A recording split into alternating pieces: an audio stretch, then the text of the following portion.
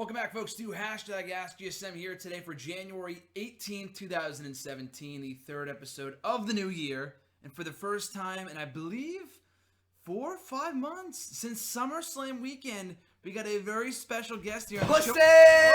Oh, shit. Pussy! That is gonna get over. That's my new catchphrase. I love that word. AJ Graham, Styles would always get over with that. how are you? Doing great, John. I'm How about not wearing. yourself? I'm doing well. I'm not wearing any pants. We're in my kitchen. You know, I'm feeling great. I'm wearing underwear, but no pants. So you know, it's gonna be a great episode of hashtag AskGSM. Just an FYI, just an FYI. Yes. Always an awesome time when we have John here on the show for the first time. You're making your debut on the Wednesday edition.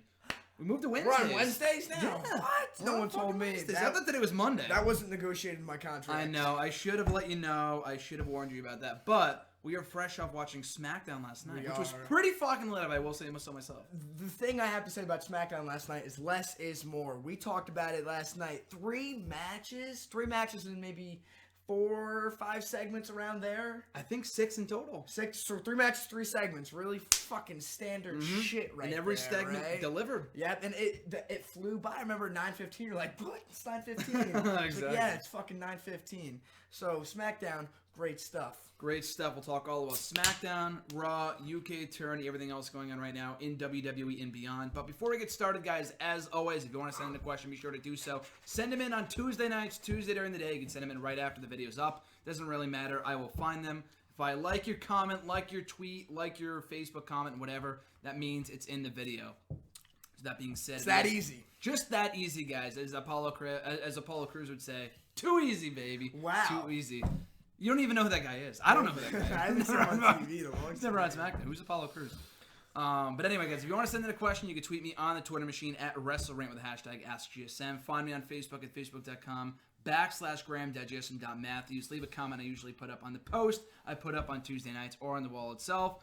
Or you can leave a comment in this very video. I'll be sure to include your question in next week's edition. So, as always, let's get started here, John. Fucking do it. We'll start with the YouTube questions first. For my brother Jason Blue-Eyed Soda, his question was, do you think that Raw would be better with ratings? And this is very interesting because you brought this up to me over the weekend, and he asked me about this a week ago. But his question was, do you think that Raw would be better with the ratings if Balor never got hurt? So you brought this up to me recently. John, go ahead. Well, I'll get it started. The landscape of Raw, as we know it right now, would be completely different if Balor never got hurt. First of all, we wouldn't see the same 5 or 6 guys in the main event picture every week. Kevin Owens wouldn't be Universal Champion. He'd probably be floundering in the mid-card right now. No way. Chris Jericho wouldn't have gotten half the things he got over in the fall that he got over because he'd probably be doing something completely different right now. So the entire landscape of Raw would be entirely different. I mean, Seth Rollins would have never turned babyface.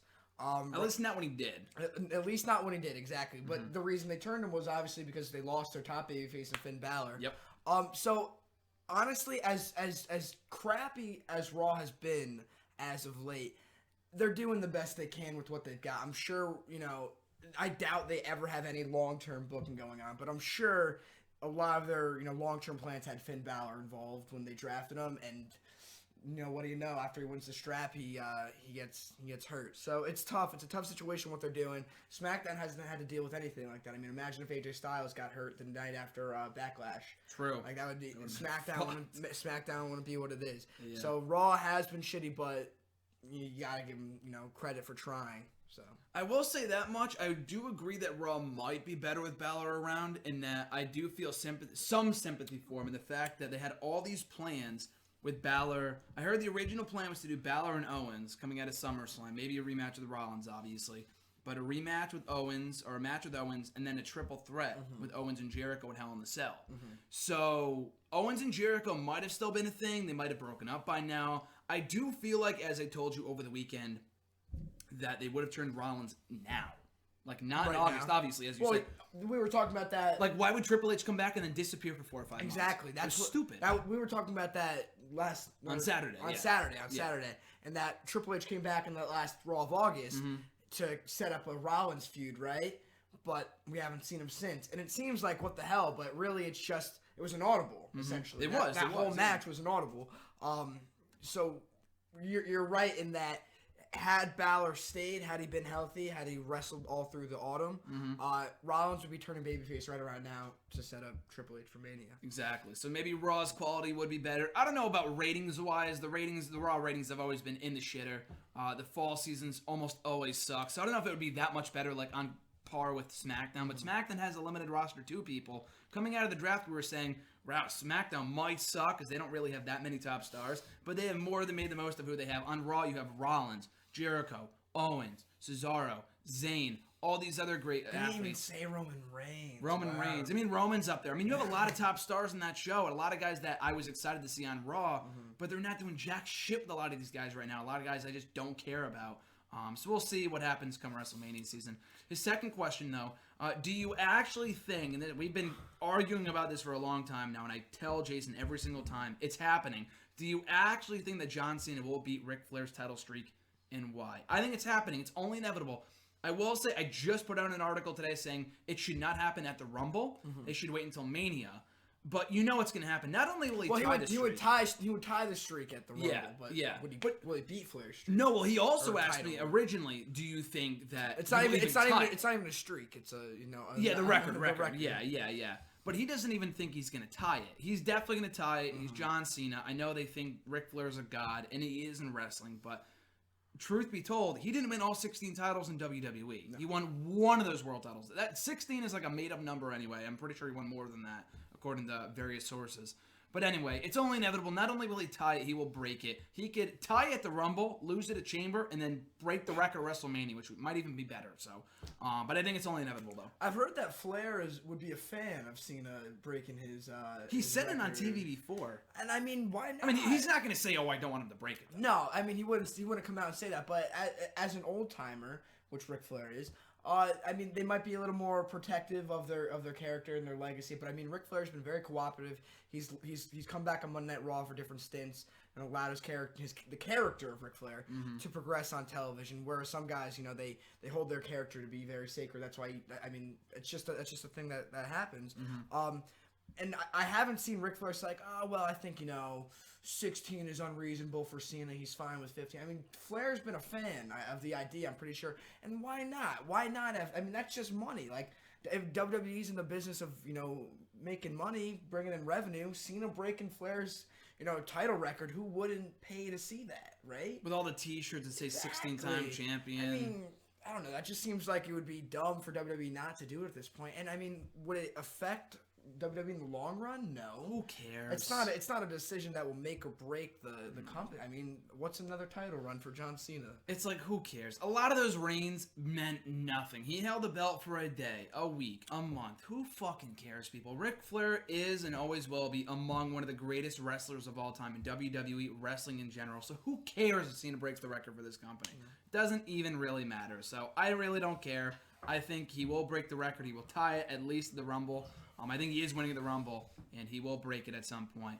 So Prince5835 sent these in last week. I'd answer him today. Surely. His question was, do you think WWE should get rid of the Elimination Chamber as a pay-per-view? Which is interesting. He sent this in before the announcement was made last night about the WWE title being defended inside the chamber. Anyway, he said, in my opinion, booking this match type along with Hell in a Cell every year will make the match seem less special and less intense as it was 10 years ago.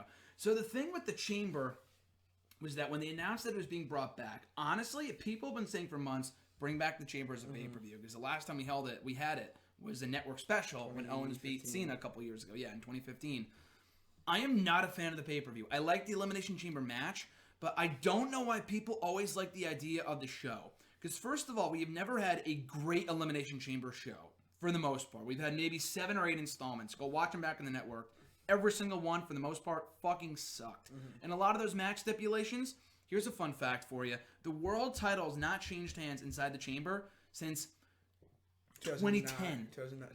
2009, 2010. Because it has been successfully defended every single time. And how much sense does that fucking make when it's one against 5 other guys? They retain the title every time. That damages the match. It does. That's what I'm saying. More than having it every year does. Yeah. So, I don't know. I just think it makes it so much more predictable and holding it on the road to WrestleMania, because it's always predictable they're going to retain the title. Oh, there we go. But yeah, no, I'm just not a fan of the pay-per-view. I mean, I like it if they did it right and they brought back the chamber. A lot like they should with Hell in a Cell. They bring it back when it means something and not fucking hold it every February. Well, Prince 5835 is absolutely right. Having a match every year does devalue the match. Especially at the same time, though, I think. Yeah, as an annual pay-per-view. But then you got to look at, the Royal Rumble.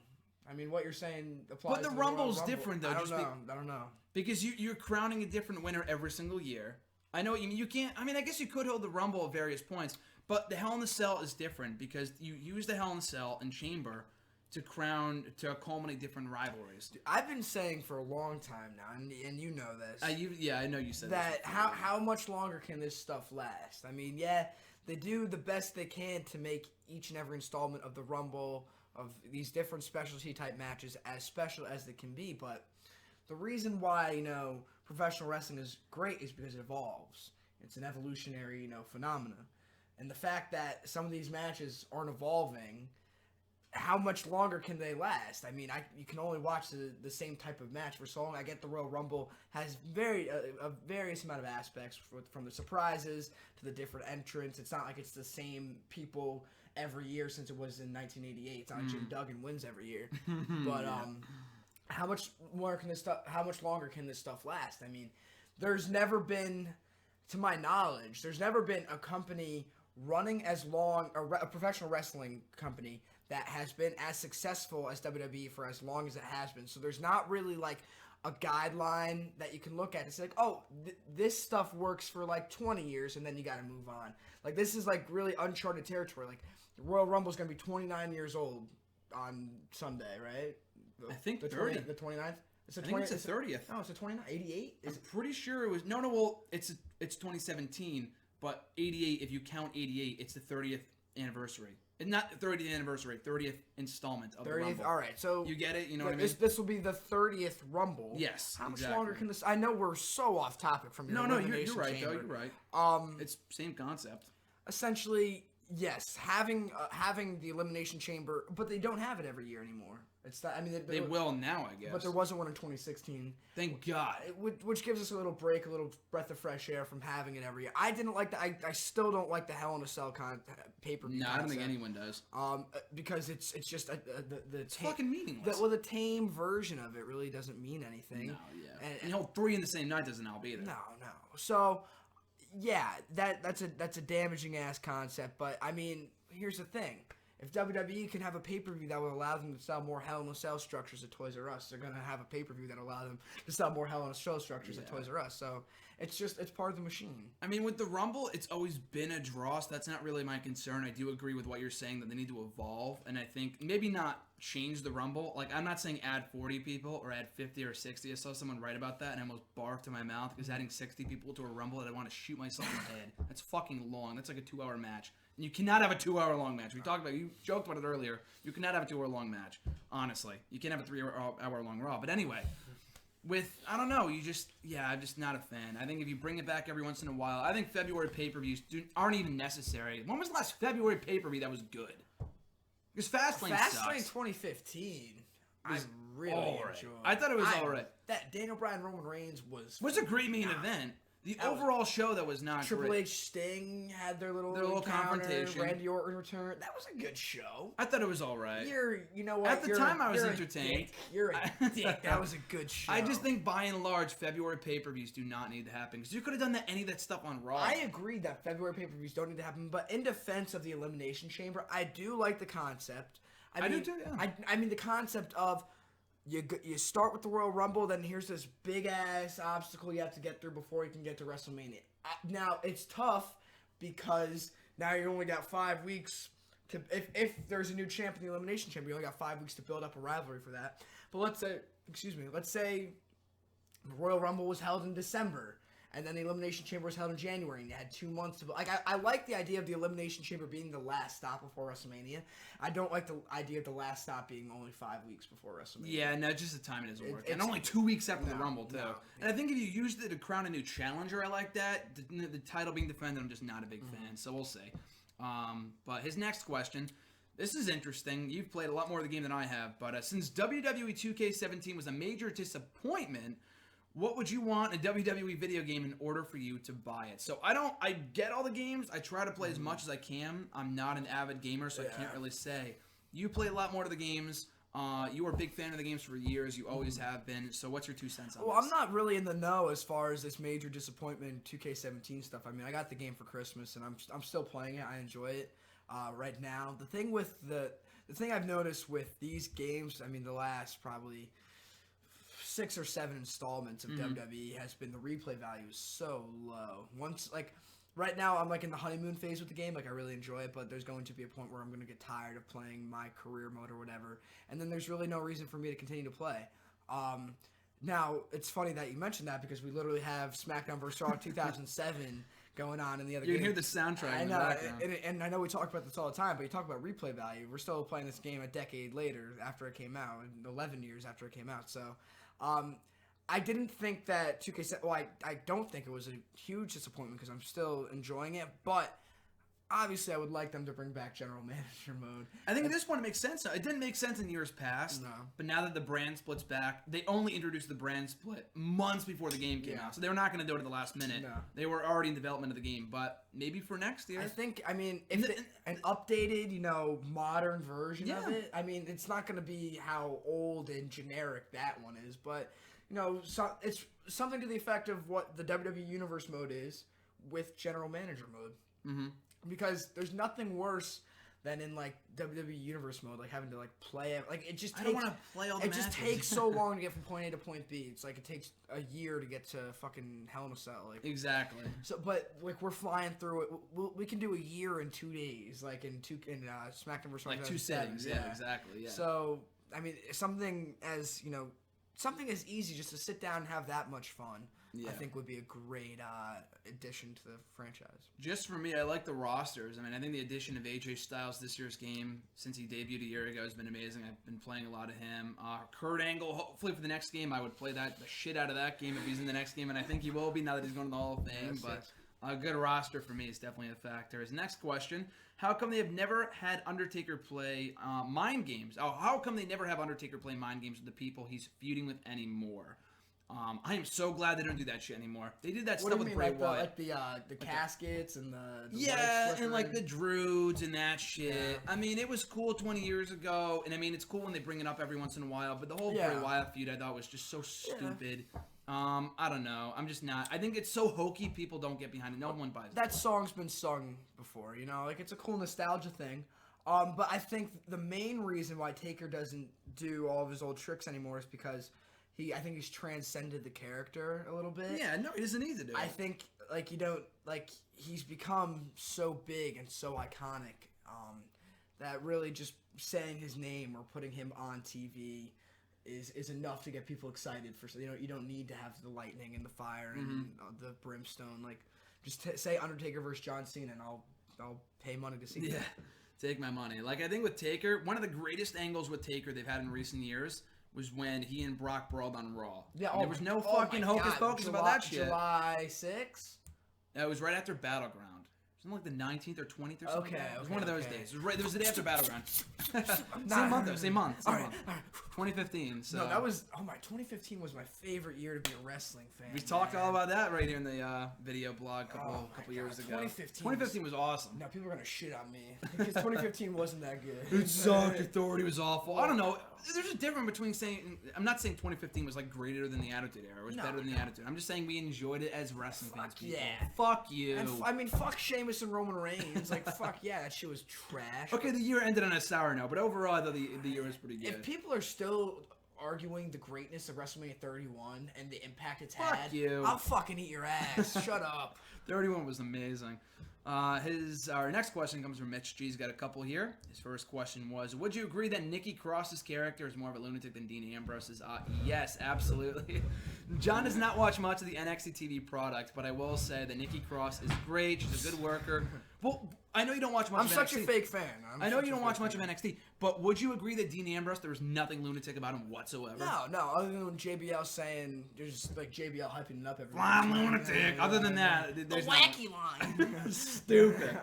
Hate that. Yeah, no, Dean Ambrose, we're not going to, the question is kind of about Dean Ambrose. That's what I'm saying. Yeah, his character has become so stale, and I mean, right now he's over because he's over, essentially. Because he's Dean Ambrose, people like him, exactly. But there's nothing appealing to to me about him. No. I don't even find him that funny. No, This is the same guy who in 2014. Yeah, was the hottest babyface in the character.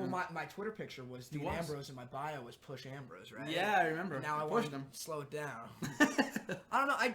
I think Dean Ambrose suffers from a lot of the flaws that Kevin Owens suffers from, and it's that I love the idea of him. Like, I love the idea of him as champion, and then when it finally happens, it's like, well, I feel like there's just something missing. Something's not firing.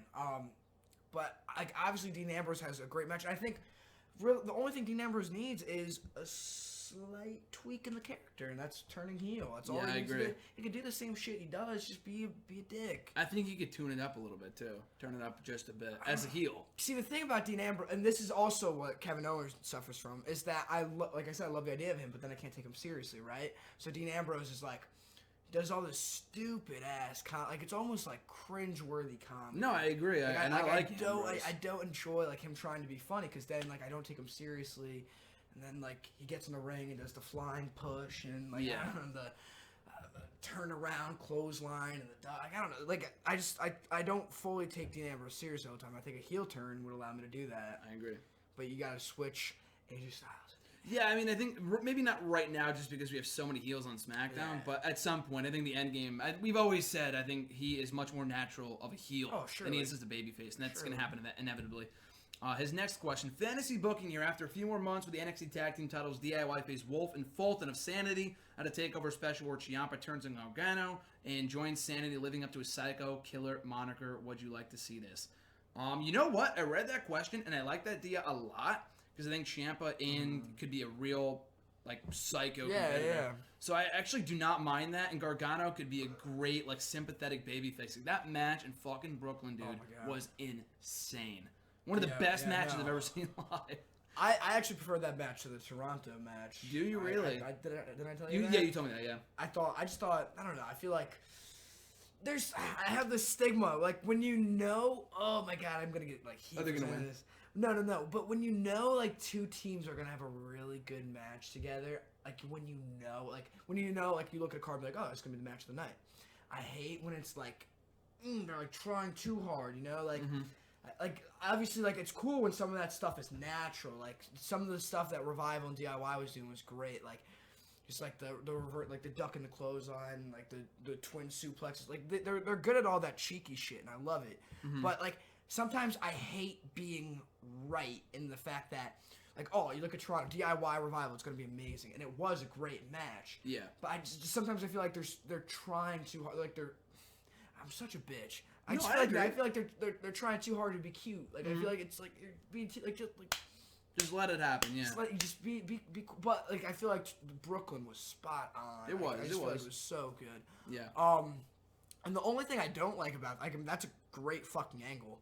The one thing I don't like about that is I want to see Ciampa Gargano on the main roster. No, yeah. Actually, like, they were originally advertised for the Cruiserweight division, but it's probably for the better that they're not a part of it right now because that division's dying a death. Yeah, but I mean, I'd love to see them versus American Alpha. Like, let's fucking go SmackDown tag. Oh, as a tag team. Okay. Yeah, no, yeah. But they will eventually. Yeah. I agree. Next question: keep or erase Team Orton versus Team Kingston from Survivor Series 09, or Team Real Americans in the Shield versus Team Mysterio from 2013. So, 09, I don't really remember much about the match. It was a good match, but the only thing that really makes that match stand out is the fact that Kingston won. He beat Punk and then he beat Orton, and it was supposed to be his big coming out party. Yep. But then Orton had him shoved back down. Idiot! You're stupid! And that was it. For the next 6 years before he joined the New Day. That was the end of Kingston. So it's not like it had some overall lasting impact other than that one surge of popularity that Kingston had. And, I mean, I guess you could say the same thing for the other match, but that other match was so good. Like, that was the only saving grace of that pay-per-view. Of the Survivor Series 2013? That show was the shits. That was the worst show I think I've ever seen. That was such a it's up there. Yeah. It's up. That show sucks. Big Show Orton, main event. Big Show Orton, Cena Del Rio. I would keep Team Orton versus Team Kingston only because there was a legitimate story behind that. Oh, the other match absolutely did not have a story. There was no story. No, it was just a better match. Team Americans / Shield. I thought Did it? Oh, CM Punk and Daniel Bryan worked the Wyatt family that night. Yes. Yeah, there's no story behind the 2013 was a shite year, man. Fuck that year.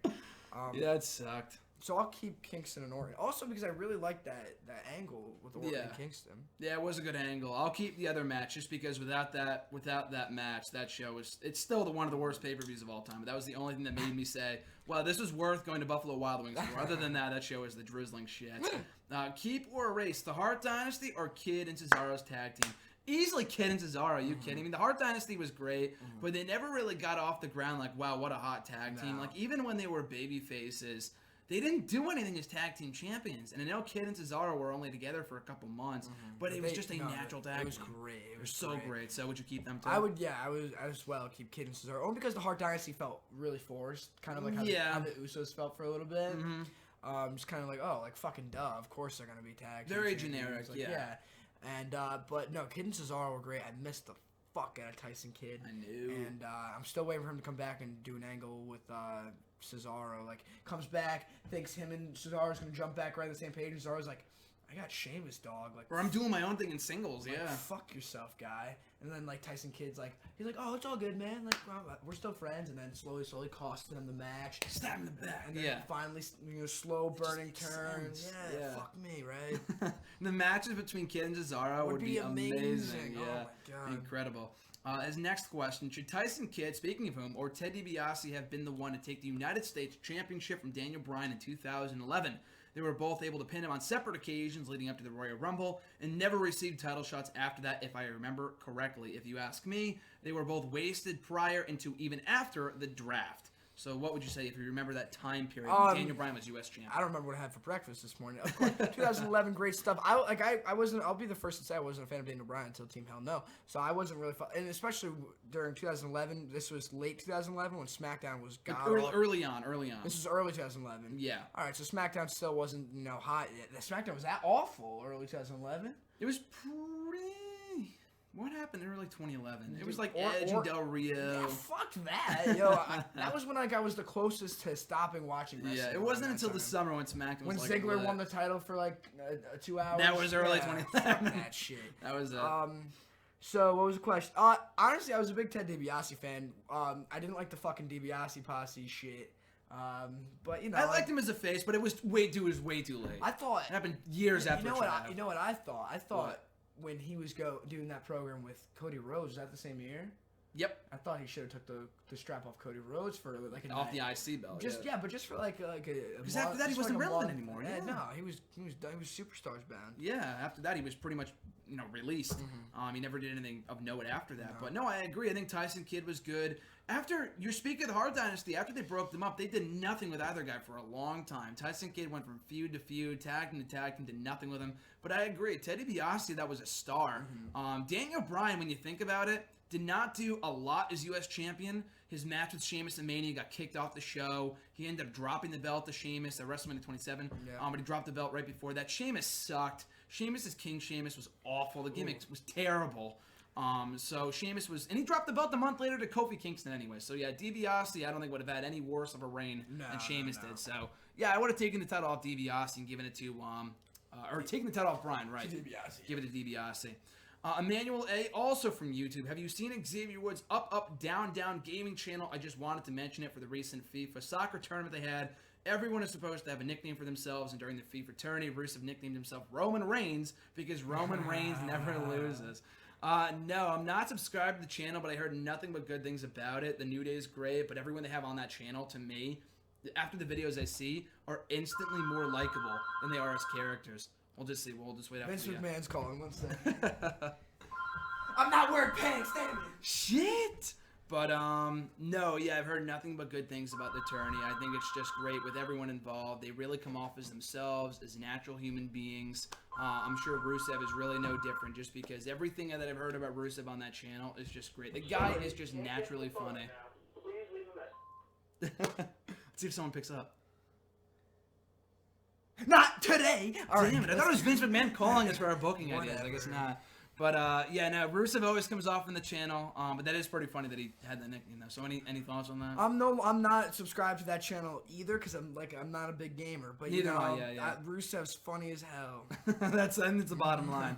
His second question. Solomonster got a question on his podcast about Samoa Joe riding a battle elephant for a WrestleMania entrance and photoshops of Joe on an elephant have been kind of making the round sense. Would you like to see an entrance, and are there any special WrestleMania entrances that you would like to see come to life? Have you heard about that? I've seen the Photoshop pictures of Joe on an elephant on the WrestleMania 27 set. It was awesome, like hilarious, great stuff. I think that would be awesome too, like Joe on an elephant, like but. I think, but the thing about that, it's so ridiculous because that's something. It's so ridiculous WWE would do it. They would do it, but I think it's just so ridiculous that you take the contrast with Shinsuke. Remember Takeover Brooklyn? Sure. Shinsuke's entrance, one of the greatest, literally of all time. And it was just one violinist. It was just one violinist. But then after that, and even Toronto too, when he had the 20 violinists, and Shinsuke had the elaborate entrance, Joe just comes out. I don't give a fuck about any of that shit. Yeah, and he just walks right out. Fuck all you guys. That was a big dynamic. That's what I'm saying. Joe's just good like that. He just the way that he walks down to the ring is just awesome. So maybe not that. Maybe it was just so over the top. Maybe at some point I'm so much better than you guys. I'm gonna ride a goddamn elephant. If they could orchestrate something like that, that'd be great. That'd be sick. Little character tweak. Have I mentioned my idea for the SummerSlam entrances on this show? Not pitch it again. I don't remember. All right, I know you've told me, obviously. But this just needs to happen because we only got one more year in Brooklyn. Hopefully more. So imagine this. You're looking flush to the stage, right? You're looking straight ahead of you. We're in Brooklyn, right? Brooklyn has subways. So you got a stationary subway, where they come out of Gorilla, right? Yep. And then behind the stationary subway, they're going to build a subway, right? They're get some subway cars, build that. Behind the subway, you have a screen that just shows video footage of passing by, a neighborhood that a subway route would usually go by. So it looks like the subway's moving. Then the video stops, the doors open, and then the superstar walks out of Gorilla through the subway door. That would be fucking epic. That's it writes itself. Oh my god. Think Royal Rumble 2008. Yeah. Essentially. Yeah. That was the whole the fighting in the subway shit. Exactly. Yeah. Fuck yeah. I think it works. No, yeah, maybe not WrestleMania, but for SummerSlam, that'd be amazing. Let's go. Let's fucking go. Yeah, that'd be great for SummerSlam next year, or this year rather, 2017. His next question: how do you feel about Jimmy Snuka? I don't know if you've talked about him much before here on the show, but if anything, or if you know anything about the Nancy Argentino incident, if you even want to get into that. So John, so how do you feel about Jimmy Superfly Snuka? I mean, Jimmy Snuka was one of the first professional wrestlers I became aware of in my entire life. My cousin Brian gave me it was a Grandmasters of Wrestling DVD, and it was just this old deal. Shout out to Brian. Brian. It was burned onto one of those generic discs, and it had a couple matches. Jimmy Snuka was on the front cover, and then after that, the first SmackDown game I bought was SmackDown vs. Raw, the original, and Jimmy Snuka was an unlockable character. Oh, was it? Yeah, it was unreal. I remember I worked months and months to get enough points because it was a store back then. You had to buy the characters, and I bought Jimmy Snuka. I mean, Jimmy Snuka will always be it'll always remind me when I got into wrestling. So I always have fond memories of him for that. Obviously it was a bit, his later years were a bit messy with all the controversy and stuff of that nature, but just he's inspired Mick Foley to get into wrestling. That alone is that's the biggest contribution to the business you could have. Yeah. Right. So yeah, Jimmy Snuka, a pioneer, and rest in peace. I mean, I think it's a lot like Benoit, because I feel I know exactly what you're talking about, the Nancy Argentina thing. He murdered his girlfriend. Presumably, I mean, it's too obvious for it not to happen. He was taken to jail for it, or he was taken to court for it a couple years ago. He couldn't go to jail for it because he was declared mentally incompetent just recently, and then he died. But it's a lot like Benoit, the guy outside the ring. He might have been a piece of shit. He may or may not, probably did murder his girlfriend 30 years ago. I get that. I'm not saying he's some sort of god, of a person. I've never met him. But as a wrestler, you can't decline his contributions to the business, a lot like Benoit. He was a legend inside the ring. He got Mick Foley into wrestling for all the stuff he did early on. One of the biggest pop culture icons in wrestling history. I know people who don't even watch wrestling anymore, who never watched wrestling, who know who Superfly Snuka is. So yeah, I mean, it sucks that he's gone. I'm not going to say, people are saying, they shouldn't air a video package for him because he's a piece of shit. He's a murderer. Which, you know what? It's just a really messy topic. Because I'm not going to say it's not like Benoit, because Benoit murdered people, as did Tanaka, presumably. Just because it wasn't official. It's a fucking mess, like John said. I don't really want to get into it. But he will be missed, though. For me, it is a bit sad just because a lot like a guy like Piper or Dusty Rhodes. He was around like in the last couple of years. Like we weren't watching in the 80s, but he's made occasional appearances. He wrestled at WrestleMania 25 against Jericho. Now 2/3 of those legends are now gone. Steamboat, hold on here. Don't die on us, please. But, I think he will be missed. I think he is a major contribution to the wrestling business, regardless of what happened outside the ring. Brandon A., long question here, but he said, I know a couple of weeks ago, or what were you going to say? I was going to read this one. Go ahead. This looks fun. I've never read a question before. John, take the floor. Oh, my God. You got the mic. I know a couple of weeks ago you said you couldn't get through an Attitude Era of Raw, particularly in 1998. Would you be at all interested in watching the Raws and SmackDowns from 2000? As somebody that did watch those Raws, I can promise you there was a lot more good in-ring action with people like Angle, Benoit, Jericho, The Radicals, Too Cool, the TLC tag teams, Rikishi, and of course the main event picture. Also, you wouldn't have to worry about Austin versus McMahon much at all. This was also the best year as far as Crash Hollywood with the 24/7 rule, and every wrestler I mentioned previously was hot. Even undercard guys like D'Lo Brown, X-Pac, Test, Val Venus, Al Snow, Godfather, etc. got better reactions than most superstars now. I'm not using hyperbole when I say that. The writing was really good, and Vince Russo wasn't there to overbook. Even with disappointments like WrestleMania 2000, the build was really good for even if the pay-per-view wasn't. This was also some of Chris Jericho's work as a babyface, which gets underrated because he's good as a heel, but the guy was over like gangbusters in his feud with Benoit, Angle, and Triple H, and he cut some really good promos. Anyway, I say this to ask you, would you consider at least giving this year a try as far as watching the TV shows? You want to answer that question? No. You answer it. So I'll say this. Yes, I have said I would not watch. And we did. We watched back in Attitude Era Raw, I think maybe a year or two ago, and I couldn't really stand it just because... Well, we watched... Was it like 97 or something? No, we watched a Fall 98 episode. That's what it was? What wasn't it? Or this might have just been me, but when it was the Austin Taker angle when Taker like kidnapped Austin. I think so. I know that like Sable was on the show, and we also watched the Raw when we were over at my dad's house about a year or two ago. It was like I think it was the day after King of the Ring, and McMahon was in like five fucking segments and other shit. Like I'm not gonna say that like the Raws in '98 were shit. I just said in the past it's not my cup of tea. But I've also said I definitely said this on record before, maybe not on this very show. But 2000 is arguably the greatest wrestling year for WWE. Like, for all the people you just mentioned, for all the matches they had, yeah, WrestleMania 2000 sucked, but just because WrestleMania sucked does not mean it was a bad year. And 2000 was lit, dude. SummerSlam was great. That was before the whole invasion fucked things up. That was when they were already dominating WCW in the ratings. They had some of the best wrestlers on top at that point. Great matches. That roster, too. You can hold roster, on to anyone. Yeah, exactly. Even today. I know we have great wrestlers today, but... Unlike today, all these guys, like even a D'Lo Brown, were stars. Yeah, so no, I don't think I've ever watched the Raw from 2000, but I would absolutely consider it at some point.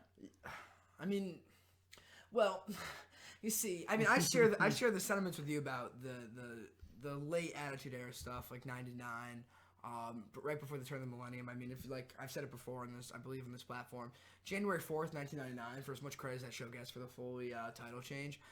That Raw was so bad.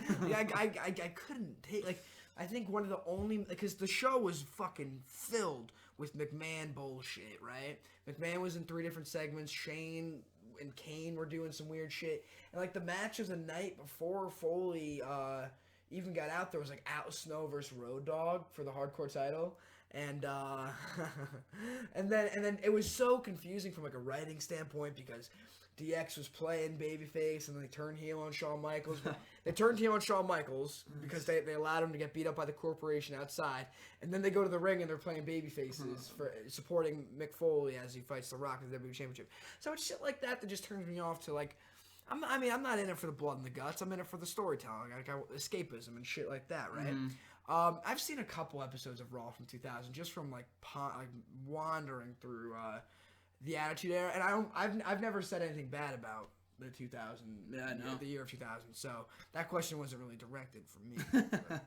No, but yeah, you would watch a Raw from 2000. Oh, fuck yeah. Over 98, I think any day of the week. I think we would agree. Mark asks, moving to the Facebook questions here. What are your favorite shows in order at the moment? Raw, NXT, TNA, Cruiserweight. I assume you mean 205 Live, Ring of Honor, and SmackDown. For me,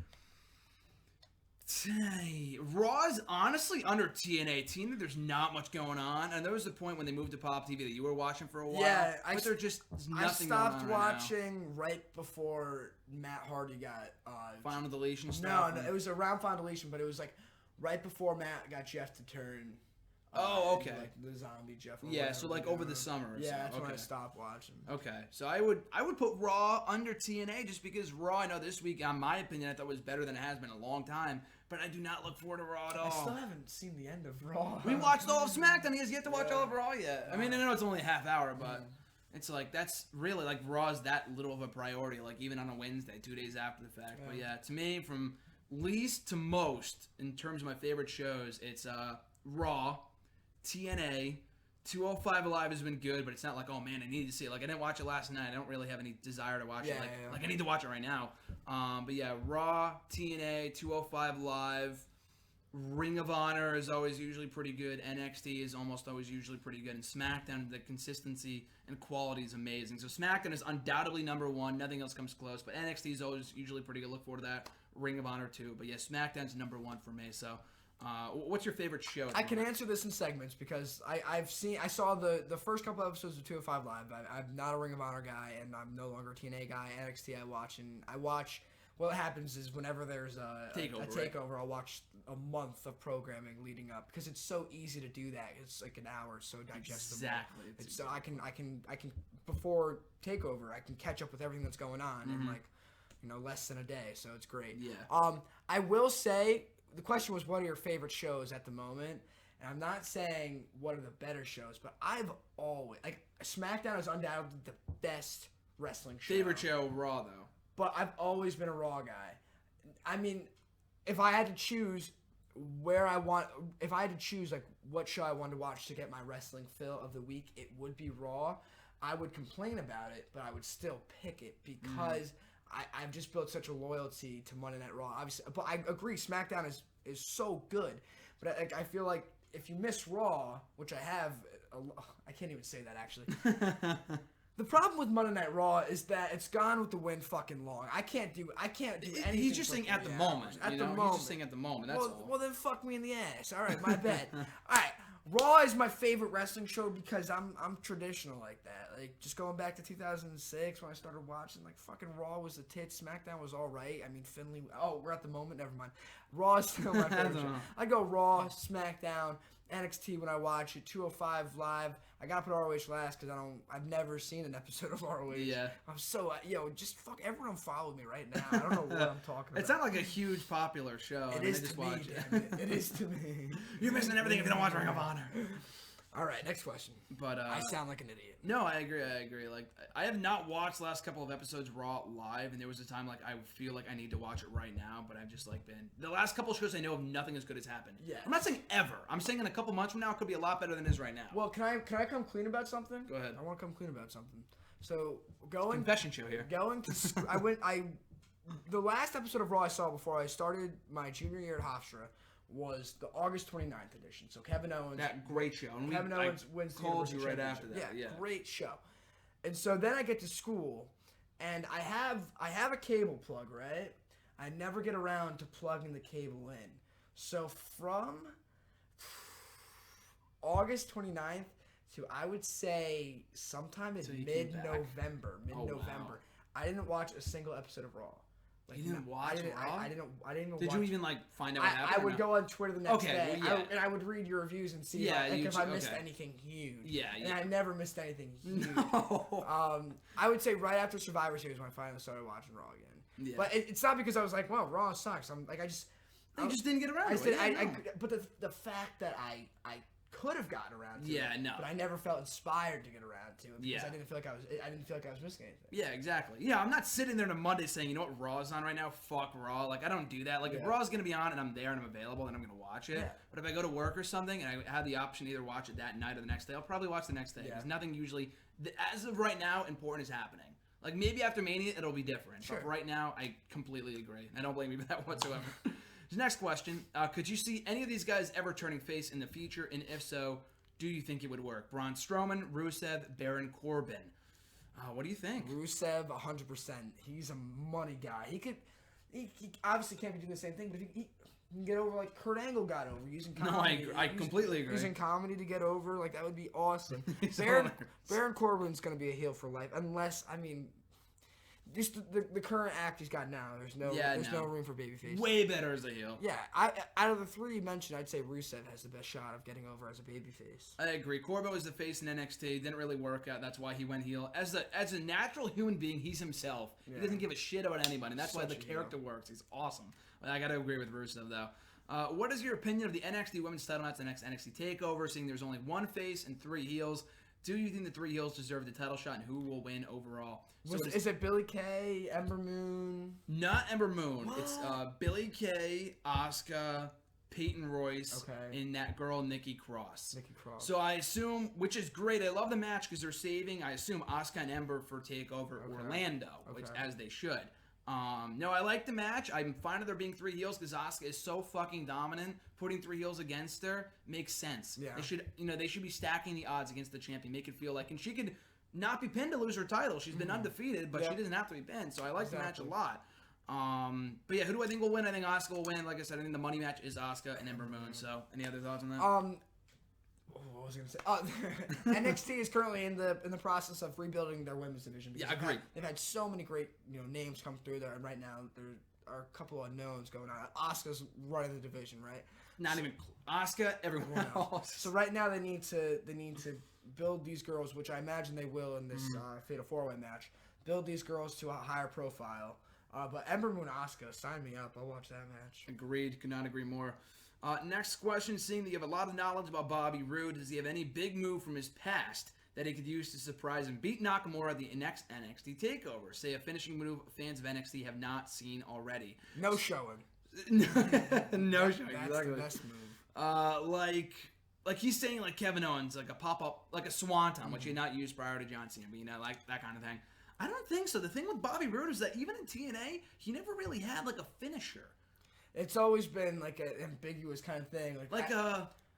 Just a something. Like, I don't know. Like, whatever the fuck that is. I don't know. The thing about Bobby Roode, I remember like back in... He used to use a spear for a while. Yeah, but back like when I really, really loved TNA, around 2011, 2012, I couldn't even tell you what Bobby Roode... I just knew like... He'd win. He would cheat to win a beer bottle. I don't know. So yeah, no, I don't think so. There's really not one move I think he's going to pull out like a 450 through a table like AJ. Like not that like that kind of thing. I don't think so. He's not like an amazing wrestler. I think just he's a very good wrestler, but Bobby Roode? Bobby Roode is an amazing from a character and storytelling No, I'm talking about in ring. No, fuck that. Fuck that. Bobby Roode's the man. Bobby Roode is a star though. Next question, if either Luke Harper, Bray Wyatt, Randy Orton, or Eric Rowan were to break away from the Wyatt family and turn face on SmackDown, who would you turn face and could it be successful?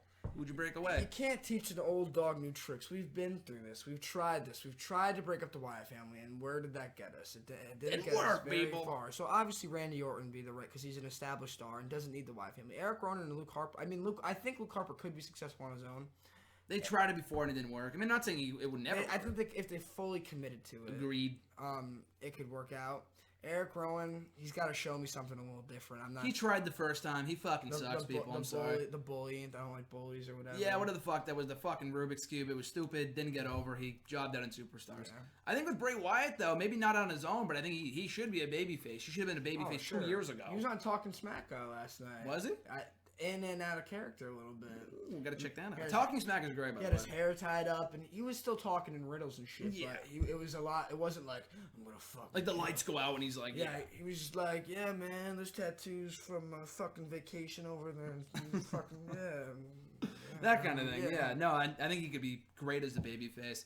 Shaw Marcus, does Reigns losing the U.S. title on Raw, and these were from last week, does Reigns losing the U.S. title on Raw make it obvious that he will win the Universal title at the Rumble? I don't know if it makes it obvious, but I think it just makes sense. Owens has been booked like shit as champion for the most part. Reigns, I think there's a very small chance, unless Jericho drops the U.S. title between now and Mania.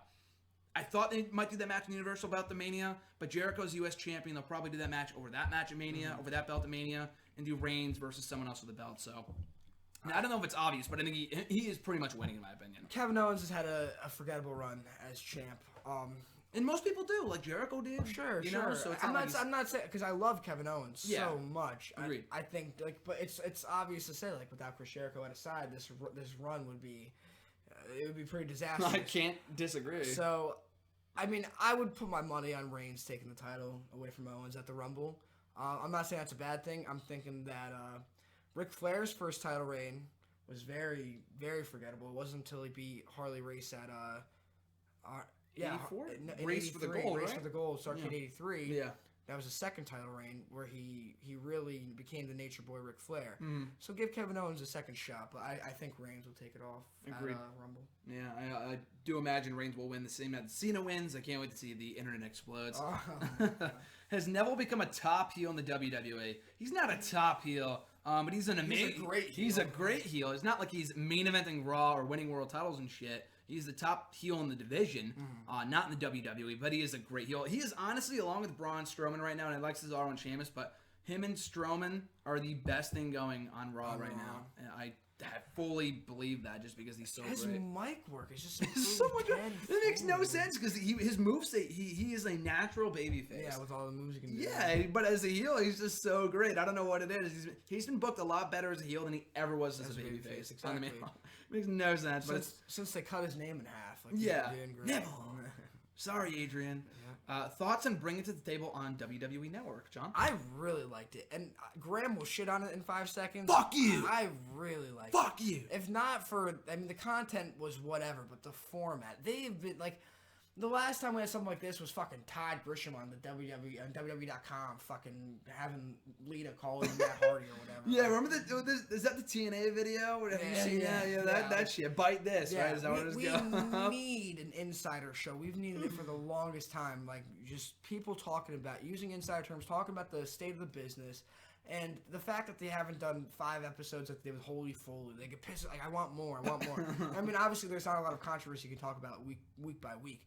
But I love the platform. I love the format. I love the idea. I don't think Paul Heyman should be on every show. They're shitting on all of our thoughts and dreams. Fuck you, universe. Fuck you, fans. Stop watching. Well, no, that's not. You dumb marks. That's essentially what he's saying. We're watching because we love it, but we also love our mom, but she has flaws. Like, fuck you. I love the idea. I love the format. No, I agree. And like I said, I'm going to shit on it just because I thought the execution was terrible. But, I mean, there were some parts that were good. Mm-hmm. I just thought, the whole shut up fans, I hate you shit from Heyman and JBL, I was not a fan. I thought Rosenberg was great. I think bringing people like Sam Roberts, Rosenberg, people like that would be great in that role. The format is so ESPN-like, and they should take shit from UFC, from ESPN, shit that works. Mm-hmm. So they do it right, and they don't bring up topics like the Bella's YouTube channel. Like, I don't give 2 shits about that. Then I think it could work. I think it is a very good show. So I'll hold out hope for a better second episode. At RJ_Marcel, my brother RJ's question was, how overused is the Braun Strowman Man of the Mountain buzzword? Honestly, Mountain of a Man. Mountain of a Man. Yeah, I know he fucked it up, and then he tweeted me back with the right wording. I forgot to include it, so sorry, RJ. But fuck you. That was my bad. I botched. But I don't really pay too much attention. Maybe just because I fast forward through the entrances or something, but that doesn't bother me. They say it in his matches and stuff. Do I mean, that's what they're doing to get him over. Lunatic Fringe, Architect. Lunatic Fringe is just stupid though. Cause Architect, Viper, Big Dog. Everyone's got one. They used it to sell T-shirts. Yeah. It doesn't bother me just because it makes sense. Unlike the Lunatic Fringe, he's not crazy at all. Ambrose is, so that bothers me a bit more. But Man of the Mountain or Mountain of a Man doesn't really bother me as much. His second question though, what is the end game for the Carmella Ellsworth angle? I could see Ellsworth. Carmella will. Oh, they weren't on the show last night. I forgot about that shit. They weren't. We're gonna generate sympathy for Ellsworth, right? Even though he turned heel at TLC, but they're gonna make us generate sympathy for Ellsworth, and Carmella will turn on him, and then Ellsworth will have like a new girlfriend that will kick the shit out of Carmella, whoever that may be. I guess that makes sense. I just don't really care about James Ellsworth. Like you said, what is the end game? Not do I like it, but yeah, no, I think that works. It just makes no sense. He turns heel in the main event, and then they expect us to build like sympathy for him. Like, it's stupid, but yeah, I expect that's where it's going to be going. At the Wrestle Guys cell from right down the street, I guess. Cena versus Undertaker. Actually, if it doesn't actually happen at WrestleMania, who do you think he will face instead, or both of them will face instead? This is a tough one. I mean, I think for Cena, I think there is a chance. Cena, Joe, they can go in that direction if Cena wins the belt, drops it to Chamber. Don't get my hopes up. Thanks to Joe, and then it's not going to happen. But, I mean, it would be amazing. Joe, Cena, Ambrose. I just don't think they're going that direction with Cena versus Ambrose, the IC title. Strowman, probably. I could see that. I heard that's not the plan, but dirt sheets are almost always wrong, so you never know. Well, everyone wants to see Cena Taker. I mean, I don't know. Yeah, I don't know why they would change their minds on that. Because you go back and you look at all the matches that never happened. You never saw Hogan Flair at Mania. You never saw Austin Hogan at Mania. Like, why exactly. not? Why not just let that not happen? Like, why not just do it? What's wrong with it? Like Strowman Taker, they didn't do it last year because I guess they were gonna do it and they nixed the plans because the match would have blown. And this year is a bit better because Strowman's been built up. But I don't want to be. I don't want to see Strowman be built up to face Undertaker Mania and then fucking lose. It makes no sense. And that sucked too. But yeah, Taker Cena just makes sense. There's nothing wrong with that. I know it's predictable when Cena wins the belt and maybe Taker wins the Rumble. I'd booked the build a bit differently. I would have liked to have seen Taker win the belt from AJ at Rumble and do AJ Taker. That's a match I don't think we're going to be able to see at this point, unfortunately. And then have Cena beat Taker for the belt of Mania. Like I said, I think they should wait for Cena's big win until Mania, but whatever. But yeah, no, who would they face instead? Taker Strowman's a possibility. I've heard Taker Reigns. No thanks. I'd rather see Reigns and Balor if Balor's healthy. Taker and Taker Joe, I mean, I guess, but I'd rather see Cena Joe. There's just not many people for Taker to face. I mean, him and Shane was a mistake. The match sucked. He's not a threat to Taker at all.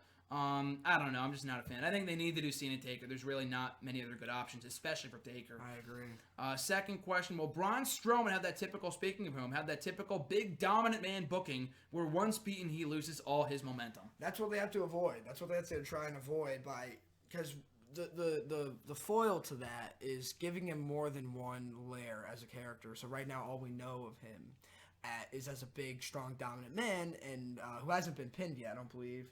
Since he's been repackaged, anyway. No, even before that, he wasn't pinned. He's had his shoulders pinned down once because you brought it up to me. Oh, pinned down, yes, yeah. But he's never been beaten one-on-one. No, he's never been pinned though. Like even in tag team action. Oh, so he's been protecting him, the entire time. Yeah. So the trouble with that is if you don't give him more than one dimension as a character, he loses all of his momentum, right? So what you have to do is you have to give him a backup plan, something to fall down on. Yeah. The most important thing is when you do book him to lose, you have to have a follow-up ready, a follow-up program that will be just as big as his, undefeated streak or whatever. I mean, because if you have nothing for him after he loses, that's when he has nothing to do, and that's when he loses all his momentum. So. They don't think long-term. The only time they think long-term is when they have John Cena beat somebody. Like for WrestleMania 31, that show was great, but the only thing they thought about long-term was John Cena beating Rusev. And what do we do after? Oh, I don't know. Put the belt on, put the U.S. title on John Cena. Okay, well, what about Rusev? Oh, I don't know. Yeah. The guy fell off a fucking cliff before he built himself back up.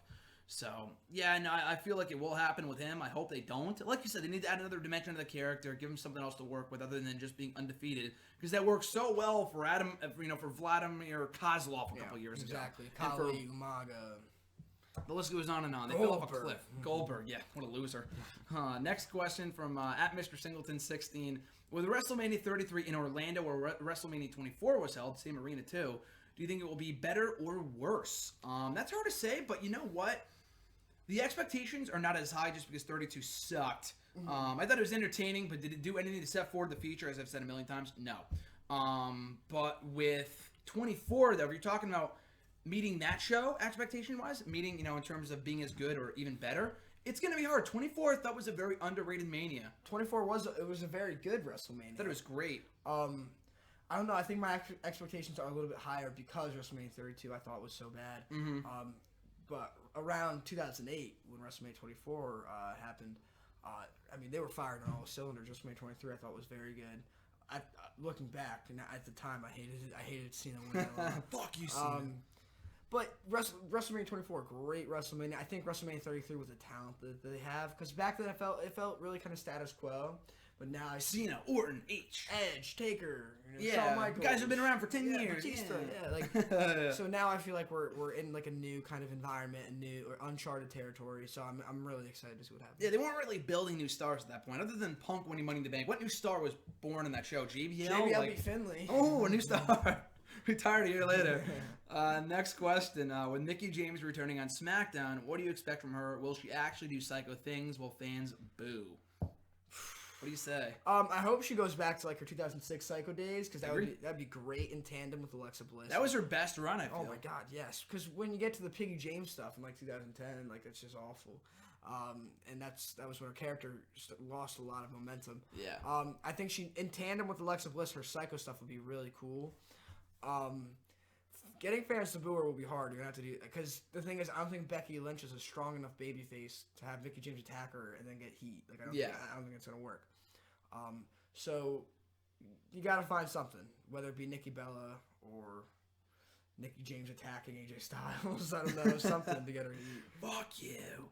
Like, I don't know. She's got to do something super heelish to get booed. But I do like the idea of her as a heel. Maybe, like, starting her as a face and then turning her heel might have been better. Mm-hmm. But she has always been better as a heel. She was way better when she debuted as a heel. She was always popular as a face. Mm-hmm. She's always been a great wrestler. But character-wise, she was far better as a heel. She was great as a heel in TNA for the few months she was a heel there before she left. But, yeah, no, I think it's good. I think her and Becky at Mania, for the belt or not, it's going to be a great match. Very happy to see her back on SmackDown. And SmackDown Women's Division continues to be flawless for the most part. They're getting me invested in the Nikki and Natalya feud. Something I never thought. That is a tough task, people, and they managed to do it successfully. At Scarlet1, also from Twitter, serious Kurt Angle or silly Kurt Angle? Both. For me, I mean, Kurt Angle, period. But for me, silly Kurt Angle. I will never not laugh at that picture of Kurt Angle wearing the little cowboy hat with Stone Cold and McMahon. That just, to me, is fucking hilarious. So that's I feel like that's a loaded question a little bit, because there was serious Kurt Angle in the Attitude Era, who was great and also silly at the same time, and then you have serious Kurt Angle, circa 2006. He was very over, but I thought, like, because you know how dynamic he is as a character, so I feel like just making him just like mouth guard in, ankle lock, suplex, pin, like I feel like that's kind of underutilizing him a little bit. I feel like he's so much more talented. He could do so much more stuff. So I'll go both, man. Like give him a serious match with AJ Styles and give him the milk truck building up to it. Like that's all. Exactly. I think definitely both too. It's funny though. For the 10 years that he was in TNA, there was not one moment for the most part that I think he was silly. I think it was all serious Kurt Angle when you really think about it. He was in TNA longer than he was ever in WWE, which is interesting to think about now. Silly Kurt Angle for me, if not both. But yeah, I think Kurt Angle just period is one of the greatest wrestlers of all time. Cannot wait to see him in the Hall of Fame later this year. Next question. Are you seeing Shawn Michaels' new movie, John? I wasn't planning on it. I mean, Shawn Michaels is my favorite WWE superstar of all time. But I was not planning on it, mostly because I kind of have my own genre. Like I know what movies I love. I don't really go out of the spectrum. Like I won't go see Xander Cage or whatever the hell that is. Yeah. Like I know what movies I like and I stick to them. But good for Shawn Michaels. Yeah, I don't think I'm gonna watch it. I've only seen a few. I mean, I've seen a handful of WWE Studios films. I thought the movie with Big Show, Knucklehead, which I probably would not watch otherwise. I think I got as a gift and it's pretty funny. This one, I mean, good for Michaels, but I probably will not go to my way to watch it. Let's just say that Rossman a couple weeks ago did not sell me on the movie. I'll just say that much. Next question. Did you think anything of the WWE UK tournament and how it compares to the Cruiserweight Classic? So we watched a bit of it on Saturday. I watched the rest of that day, and I watched this part 2 on Monday. Day 1 was okay, and had a couple good matches. Day 2 was way better. A lot of great wrestling. A lot of cool moments. They got me invested. Not in everybody, not in all 16 guys, but in some of the characters. Pete Dunne, star. Mark Andrews, star. Tyler Bates, pretty good. Wolfgang, I thought was cool too. So there's a lot of good wrestlers. I think I told John this just yesterday, but I feel like the big difference, and people were saying, the Cruiserweight Classic was way better than this, way better wrestling, whatever. And that is true. The Cruiserweight Classic from a wrestling standpoint was better just because they have more agile athletes in terms of what they could do. Like Mark Andrews matches I thought were the best because the guy was all over the place and there was no other high flyer like him in the tournament. And every match in the CWC was amazing. This tournament not so much. But what I said to John was that everyone in the tournament kind of felt the same at the beginning just because they're all from kind of the same part of the UK for the most part. They all kind of have the same brawling character or funny mustache, whatever. With the CWC, you had people from Japan, from Mexico, from Canada, people like the Brian Kendrick from the U.S. People like that from the Filipinos, from the Philippines, he's a Filipino from the Philippines, like T.J. Perkins. Sure. You had that flavor from all over the world, so it was a bit different. So I enjoyed the CWC more, but that was the big difference for me. But I think that the UK tourney was what a lot of, especially UK wrestling fans, have been looking for a long time. And although, I mean, I only saw we watched a little bit the first day. I'll say like Standout for me, Pete Dunne. He just looks enthralling. He looks like a great character. But I think I'm even happier for the UK fans that they have this brand that they can get behind and watch build from the ground up. I think it will be in the long run be a success, and I think that it was historical. Yeah, absolutely. I thought it was a great milestone for the company. And I will say this, too. Especially the CWC, because they filmed that at a Full Sail, which was fun because that crowd is usually energetic when they're not being annoying. Mm-hmm. But with the England crowds, they're so much fun. They're so great. They were a bit quiet on day one because, like I said, the matches were pretty predictable, whatever. Day two, they were awesome start to finish, which does not surprise me. England is my favorite wrestling crowd. But fuck you to any of the people who were saying the crowd was annoying, it took away from the show. Like, if they're chanting, "We are awesome," which I think they did at one point when Triple H or someone was saying, or Tyler Bate maybe you said, like, this crowd is great. Or Finn Balor said it. It said, you guys deserve this, and say, "We deserve this." Like, okay, fuck you for that. But other than that, you guys are awesome. And I'd much rather take an annoying crowd or an energetic crowd than the crowds we get nine times out of 10 on Raw. We're sitting in their hands. Corpus Christi, Texas. Corpus Christi, Texas, which is just terrible. They're still waiting for the Freebirds. I remember that tweet you showed me. That was hilarious. Yeah, those kind of crowds are terrible. I would take, and I think it's great. I enjoyed the tournament. Next question. Definitely for you. Do you have any particular recollections of SmackDown in 2006? And they asked this question, I think, before. I don't know. We talked about 06 WWE before. I don't know how you remember that. I don't know about SmackDown. But it's so weird. I feel like you guys are stalking us because we literally just talked about this a couple days ago. Like, hey, John, all the SmackDown 06 shows are on there. But for you. My biggest recollection would just be the main event scene and how I enjoyed it, but week by week, it was Finlay, Booker T, Batista, and Bobby Lash. Like, those are like the really, like, for at least when I started watching from like spring 06 to for the rest of my life, but to the end of 06, Booker T and Batista were a big part of that. Rey Mysterio was in there a little bit. I just remember SmackDown, it always seemed like the more wrestling oriented show, and this was back when they were both 2 hours, right? Yep, SmackDown, yeah. This was Raw. So it wasn't like Raw was really hard to watch back then. Like, I loved Raw, and I thought of SmackDown as just like, yeah, they got their own characters over there. They're doing their own thing, but there's no like drama over there. It's just like that's where they wrestle, right? But I'll always look back fondly, especially like that's where I really became a big Bobby Lashley guy because I wanted him to win the Rumble. And he didn't win the Rumble. Fuck yeah! Cena! But no, SmackDown 06, that's if you're watching SmackDown 2006, you're a wrestling fan. Because you weren't watching it for Brock Lesnar or Steve Austin, The Rock. Like, you were watching Finlay in the main event. Yeah. So, but I enjoyed it. Yeah, I have no recollections of SmackDown in 06. I wasn't a fan at that point. I might watch them back at some point. But we got to go do a speed round here just because my ride's going to be here in like literally 8 minutes. We're going to go quickly. How important is the Royal Rumble match in terms of defining the overall event? Example, would you rewatch a good pay-per-view with a bad Rumble or a bad pay-per-view with a good Rumble? The Royal Rumble is the most important part of the Royal Rumble pay-per-view. If there was a bad Royal Rumble, example 2015, I will look badly on the whole pay-per-view, even though there was a match of the year candidate in what I felt should have been match of the year in Seth Rollins, Brock Lesnar, John Cena. So the Royal Rumble is the most important part. When you go to dinner, you don't say, "Damn, that salad was really good." You say, like, "No, that steak was fucking juicy, bro." What? So yeah, the Royal Rumble is the most important part. I agree. Next, Edward R. Does Emma stand a chance of finally getting the push she's long overdue with their new character? I don't think so. I think the Emelina thing. First of all, the fact they've waited so long is a mistake. And the character does not have much legs. I think the evil Emma thing was just way better. As long as she's not stealing any more iPad cases out of Walmart, I think she'll be fine. Oh, shit. I think she'll be fine. Moving on. Oh, John getting feisty in the final few minutes here. What are some of your favorite or best Royal Rumble memories? Ooh, wow. Good question. The thing is, I didn't really start, the Royal Rumble match was always something I read about on WWE.com. Like, when I first became a fan, like, I would, who won the next day. That was always my favorite part of the WWE calendar, to wake up the night after Royal Rumble, go into WWE.com and see who won the Royal Rumble. Same. Me for after Mania, too. That was always awesome stuff. My favorite Rumble memory would be, Fuck. What was the first run? All right, my favorite Rumble memory would be calling Sheamus winning in 2012. Okay. We watched that was the first Royal Rumble I think I watched in its entirety. Mm-hmm. And I told you that I thought Sheamus was gonna win. Yeah, I'm like, you what an idiot! He's definitely not winning, John. Wrong. Oh, what the fuck? He won. I was pissed. I'd say since I've watched, there haven't been any really good Royal Rumble matches since 2012. I enjoyed last year, but it wasn't great. I didn't think last year was good at all. Yeah, as you said it was boring. I gotta watch it back and I haven't watched it back since, so maybe I'm wrong.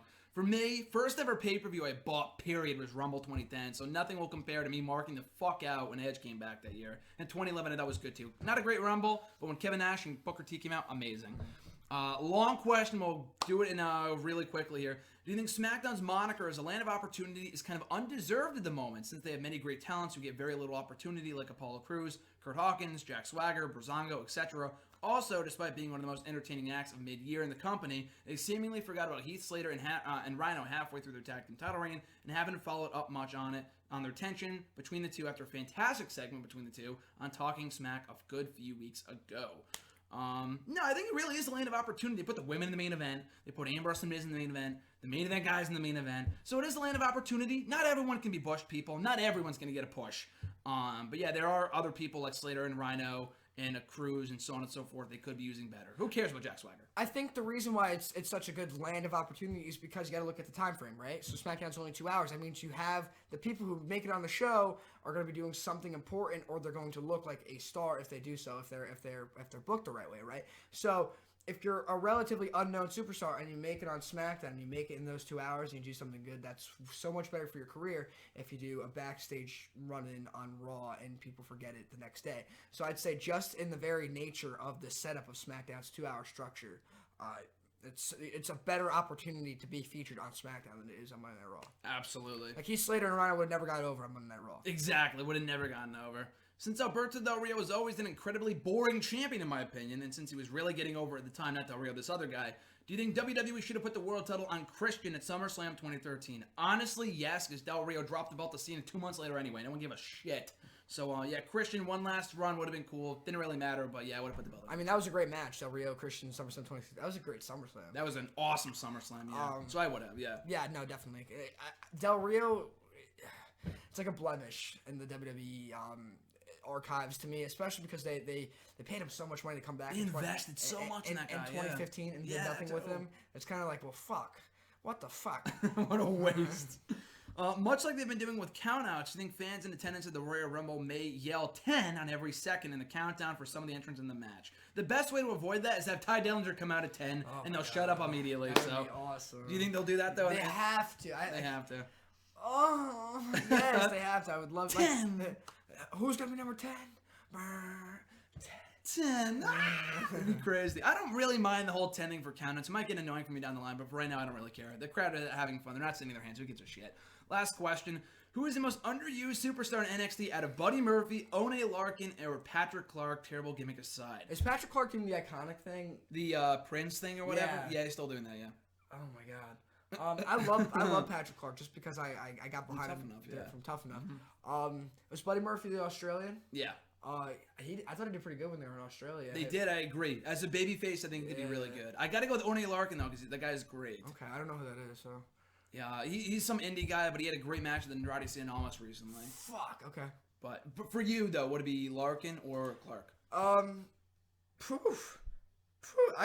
would say that Buddy Murphy has a lot more I agree. He can offer. As a babyface, I think it'd be great. The whole Blake and Murphy thing does not interest me at all. So that's it, guys. That's it for #AskGSM here today, episode 163, 4, 5. Forgot what it was, but one of those things. Great episode as always. First time back with John here today as always, guys. We'll have him back here on the show hopefully in the next couple months. Pussy! Yes! But in the meantime, guys, it's over. It's already over. It's over in the first 10 seconds you got introduced. But guys, if you want to send in a question, tweet me on Twitter at WrestleRay with #AskGSM. Find me on Facebook at facebook.com/GrahamDigestion.Matthews. Leave a comment on the post I usually put up on Tuesday nights or on the wall itself. Or, and last but not least, leave a comment in the comment section down below or include your question in next week's video. So, John, where can they find you? Any last minute thoughts? You guys can find me on Twitter at JNapsRingRap. I might be changing the Twitter handle very soon. Oh, shit. Now they're repackaging.